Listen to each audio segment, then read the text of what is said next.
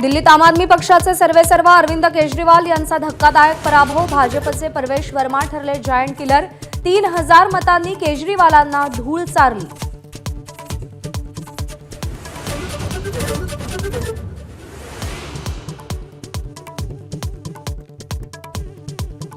दिल्लीचे माजी उपमुख्यमंत्री मनीष सिसोदियांचा पराभव। मुख्यमंत्री आतिशी मात्र विजयी। आपचे अनेक दिग्गज पराभवाच्या छायेत।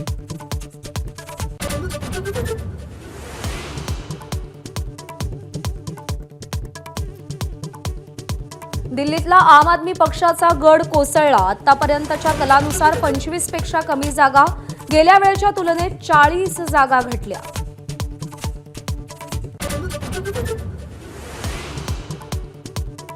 अरविंद केजरीवालांचे विचार आणि चारित्र्य शुद्ध नसल्यानंच पराभव। अण्णा हजारेंनी फटकारलं। दारूच्या धोरणामुळे केजरीवाल बदनाम झाल्याचंही मत।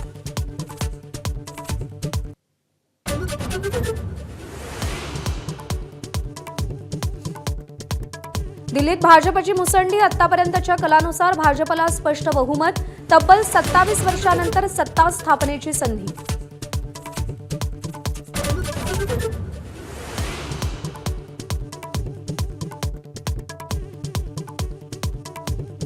दिल्लीच्या विजयानंतर भाजपचा देशभरात ठिकठिकाणी जल्लोष। पंतप्रधान नरेंद्र मोदी संध्याकाळी कार्यकर्त्यांशी संवाद साधणार।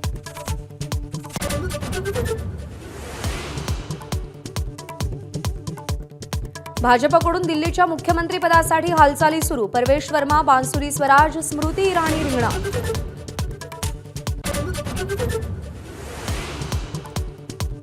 महाराष्ट्रानंतर दिल्लीकरांनाही मोदींच्या नेतृत्वावर पूर्ण विश्वास। एकनाथ शिंदेंची प्रतिक्रिया। असत्याचा पराभव आणि सत्याचा विजय झाल्याचंही मत।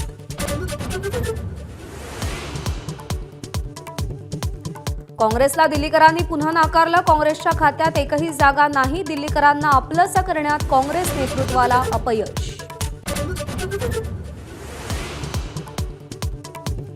दिल्लीच्या निकालात महाराष्ट्र आणि हरियाणा पॅटर्न दिसत असल्याचा संजय राऊतांना संशय। तर एकमेकांमध्येच अजून लढा। जम्मू काश्मीरचे मुख्यमंत्री ओमर अब्दुल्लांच्या इंडिया आघाडीला कानपिचक्या।